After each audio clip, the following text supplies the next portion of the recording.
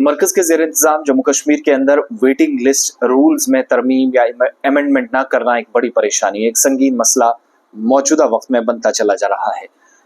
देखिए, waiting list का आसान लफ्जों में आप ये बात समझिएगा। बहुत सारे लोगों ने क्या किया कि यूनियन टेरिटरी के अंदर अलग अलग डिपार्टमेंट्स के लिए जब जब पोस्ट निकाली गई, यानी अलग अलग जगहों पर डिपार्टमेंट्स में भर्ती हुई, तो मैक्सिमम लोगों ने अप्लाई किया। अब एक शख्स है, मान लीजिएगा, जिसने अप्लाई 4 जगह कर दिया, 4 महकमों के अंदर, एजुकेशन डिपार्टमेंट में भी कर दिया, हेल्थ में भी कर दिया, रेवेन्यू डिपार्टमेंट के अंदर कर दिया, स्टेट्स डिपार्टमेंट के अंदर कर दिया, किसी एक डिपार्टमेंट को छोड़ दिया। 3-4 डिपार्टमेंट्स में उसने अप्लाई कर दिया और जैसे जैसे रिजल्ट्स आए उसकी सिलेक्शन हो गई, वो किसी एक पोस्ट पर चला गया। और बाद में होता यह है कि मान लीजिए हेल्थ डिपार्टमेंट में वो काम करने लगा, एजुकेशन डिपार्टमेंट की तब तक लिस्ट आ जाती है, वहां उसको लगता है कि सैलरी अच्छी है, पोजीशन अच्छी है, तो मैं ये जॉब छोड़कर वहां चला जाऊंगा, ठीक है। अब उसने क्या करना है कि पहले हेल्थ डिपार्टमेंट को छोड़ना है, फिर जाके एजुकेशन डिपार्टमेंट में जाएगा। यानी एक जगह से रेजिग्नेशन करना है, एक जगह से मुस्ताफी होना है, इस्तीफा देने के बाद दूसरी जगह वो डिपार्टमेंट के अंदर चला जाएगा।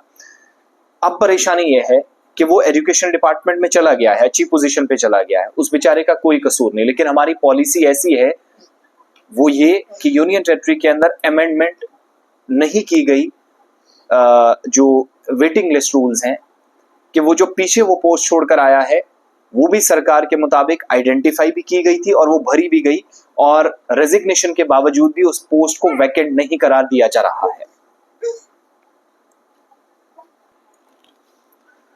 तो उस पोस्ट को वैकेंट करार दिया जाना चाहिए था कवायद और ज़वाबित के मुताबिक, कायदे से। अगर रूल्स अमेंड होते तो उस पिछली पोस्ट को खाली करार देकर के जो वेटिंग लिस्ट वाले लड़के हैं जो उनके पीछे इंतजार कर रहे हैं, वो आके हेल्थ डिपार्टमेंट में उस पोस्ट को भर देते या वो आकर वहां पर काम करते। इससे 2 चीजें खत्म हुई हमारे यहाँ मरकज के ज़ेर इंतजाम इलाके में।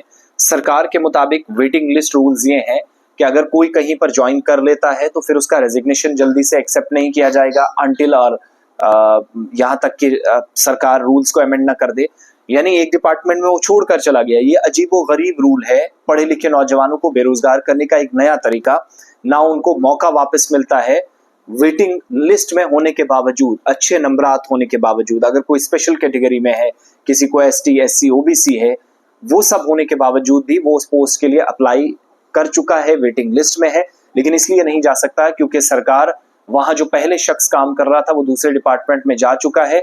लेकिन बदकिस्मती से उसके जो रूल्स हैं वो ऐसे हैं कि पुरानी जगह उसका आज के वक्त में रेजिग्नेशन एक्सेप्ट नहीं किया जा रहा, अगरचे वो दूसरे डिपार्टमेंट में चला गया है।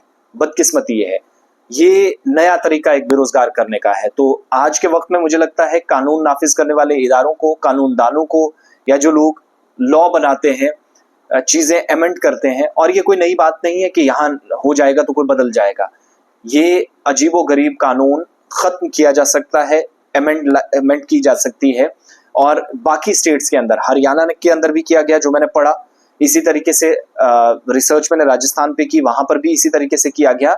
यानी अगर किसी डिपार्टमेंट को छोड़कर जिस शख्स ने 4-4, 5-5 जगह अप्लाई किया था, एक डिपार्टमेंट में उसकी सिलेक्शन हो गई, दूसरे में भी हो गई, कुछ दिन उसने एक जगह जॉब की और उसने छोड़ दिया, फिर वो दूसरे डिपार्टमेंट में चला गया, तो पीछे जो खाली पोस्ट उसने छोड़ दी वहां रेजिग्नेशन उसका एक्सेप्ट करके नए लोग जो पीछे वेटिंग लिस्ट में, उनको मौका दिया जाना चाहिए था, मगर बदकिस्मती से ये नहीं हुआ।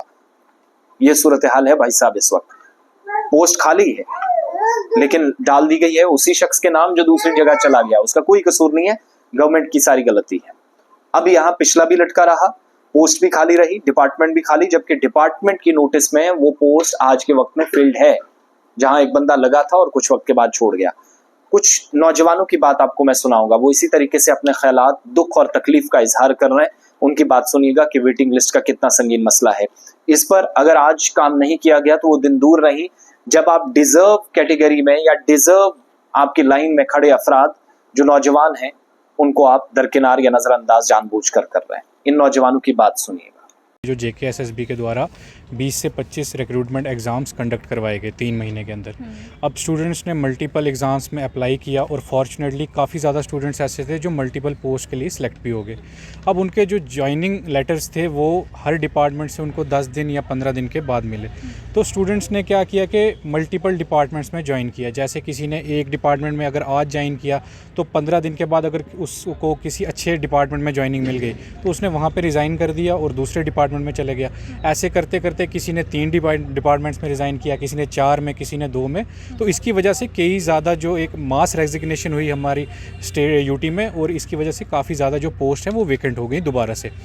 अब मसला ये है कि हमारी जो यूटी का वेटिंग लिस्ट के जो रूल्स हैं वो कहते हैं कि कोई भी पोस्ट अगर एक दिन के लिए भी ज्वाइन हो तो वो कंज्यूम्ड कंसीडर की जाती है, ना कि वेटिंग लिस्ट वालों के लिए। लेकिन हमारी जो नेबरिंग स्टेट्स हैं, यूटीज़ है, जैसे पुडुचेरी है, दिल्ली है, गुजरात है, हरियाणा है, यहाँ पे इसमें अमेंडमेंट्स लाई गई हैं और ये मेंशन किया गया है कि या 1 या 1.5 साल से from the date of release of selection list अगर कोई कैंडिडेट रिज़ाइन करता है। कहना चाहूँ तो मैं यही कहूँगा कि पिछले 5-6 महीने से हम लोग कंसिस्टेंटली इस चीज़ की डिमांड कर रहे थे, वेटिंग लिस्ट की।